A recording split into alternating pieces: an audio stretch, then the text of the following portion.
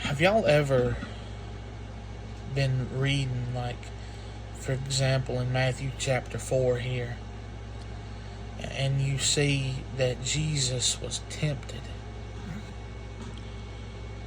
Yes, he was 100% God, but he was 100% man too. He was all human, but he was all God. And his human side, his body was pushed to the limits in the wilderness. He fasted for 40 days, it says, and 40 nights. He was hungered.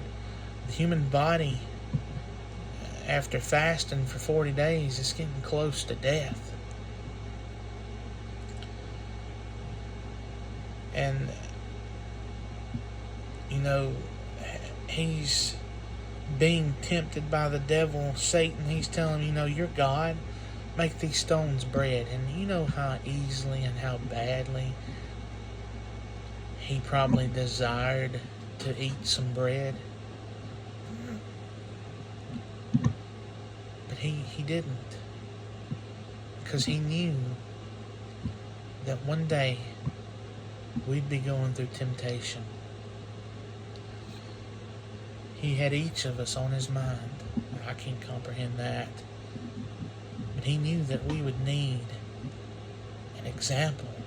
He knew that we would need to be able to identify with our Creator. Think about that. The Creator of the universe came down and was born of a virgin. He was born into flesh.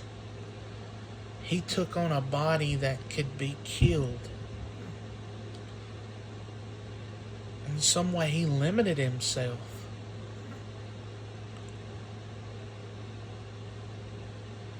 He took on flesh for us. You know how small we are?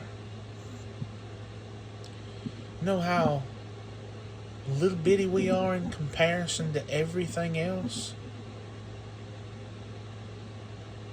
The God that made the stars and the cosmos, the God that made everything, took on flesh, was tempted.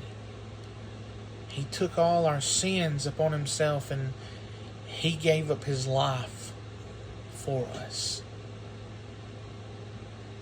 How does that make you feel? It's true. He did it. And he did it for you. He didn't just do it for the whole world. He did it for you. When he was on the cross, you were on his mind. He prayed for us in John chapter 17.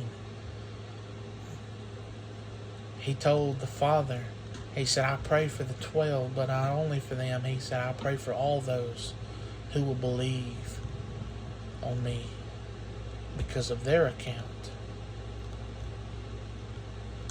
because of their teachings, the 12s. He was thinking about you.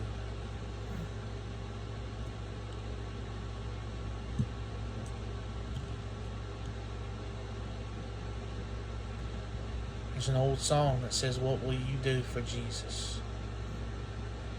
He's done so much for you. He gave his life a ransom for sins.